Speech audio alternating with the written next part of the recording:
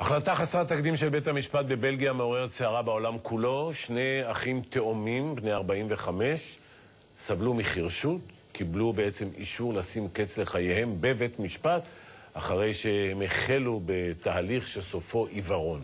עמנואל.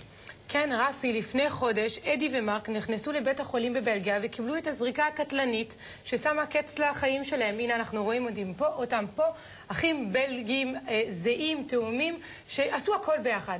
הם עבדו ביחד כסנדלרים, הם גרו ביחד, הם היו חרשים שניהם מלידה. הודיעו להם שהם הולכים להיות עיוורים, שאין דרך לעצור את התהליך הזה. פנו לבית המשפט בבלגיה שמתיר המתת חסד כבר 10 שנים, והם אמרו, אנחנו לא רוצים להמשיך לחיות, והם קיבלו את האישור שלהם אחרי שנה, נכנסו לבית החולים, והנה הרופא שליווה אותם עד לרגעים האחרונים מספר על האושר שלהם לפני המוות. Le 14 décembre, ils se sont rendus à l'hôpital, de manière très calme. Ils ont encore bu une tasse de café dans le hall.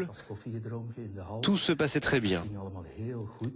Ils ont eu une conversation riche avec l'aumônier. Puis, la séparation avec leurs parents et leurs frères était très sereine, très belle. Ils ont encore fait un dernier petit signe de la main. Et voilà, ils sont partis. זוג אחים בני 45, חרשים מלידה.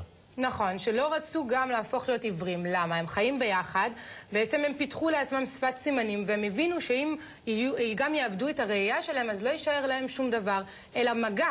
וזה היה בלתי נתפס בעיניהם, שכבר לא תהיה להם תקשורת. הם גם לא רצו להיות תלויים בהורים יותר מדי, לא רצו, הפחד הגדול שלהם היה לסיים את החיים שלהם במוסד מיוחד. יש להם עוד אח, שהיום לפני שעה בלבד מדבר לתקשורת, לעיתונים בבלגיה, ואומר, הם אפילו קנו נעליים חדשות ומכנסיים חדשים לפני שהם באו למות בבית חולים. ניסינו לשכנע אותם, אבל אי אפשר היה לשכנע אותם, וזה חלק מהקריטריונים כשאתה מבקש המתת חסד בבלגיה. אתה צריך להודיע על ההחלטה שלך, לבקש אותה כמה וכמה פעמים, להיות שפוי, להיות בריא בנפשך, אבל אתה גם צריך להצדיק סבל או פיזי או נפשי שבלתי ניתן לרפא אותו, ואתה צריך או להיות במצב של מחלה סופנית שאי אפשר לרפא אותה, או במצב באמת של מצב בריאותי שלא ניתן לפתור אותו. החירשות והעיוורון שהמחכה להם, אלה מצבים שאי אפשר היה לרפא וגם לא לעצור אותם, ועל פי כל הקריטריונים החוקיים בבלגיה, מותר היה להם למות.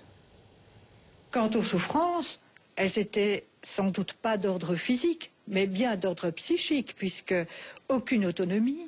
Quelle était la perspective future? C'était plus que le sens du toucher, mais qu'aurait-il pu encore avoir comme vie autonome, avec un sens à donner à leur vie? Ils dépendaient beaucoup de leurs parents et ils avaient peur de disparaître avant eux, peur de faire souffrir leur famille, de se retrouver à deux.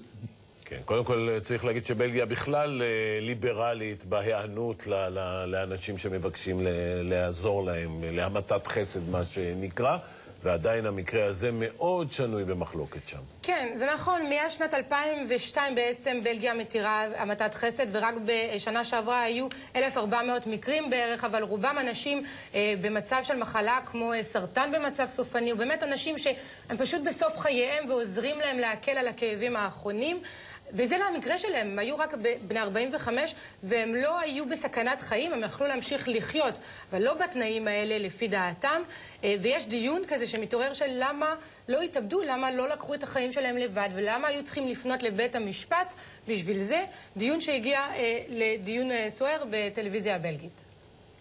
Tant mieux que ça existe, plutôt qu'effectivement arriver à l'extrême et à se suicider, que la famille découvre comme ça deux corps. Oui, c'est fantastique d'arriver ça, peu importe l'âge, c'est un état d'esprit. Tous les deux frères étaient d'accord, les médecins sont d'accord, dont acte, et bravo. Il y a souvent des suicides qui se terminent extrêmement mal, des suicides ratés, et les gens souffrent horriblement. כן, שנוי במחלוקת. תודה. תודה, רפי. הנה